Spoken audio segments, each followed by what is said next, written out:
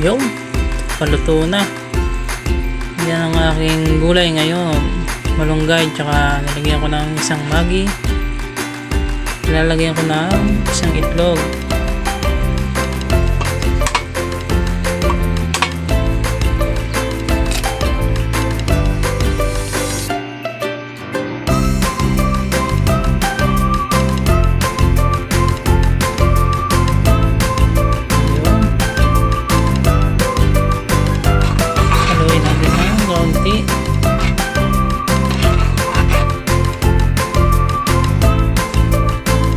tapos lalagyan natin ng kaunting asin,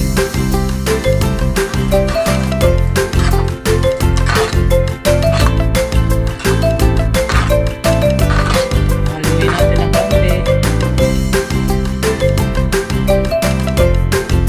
tapos aantay natin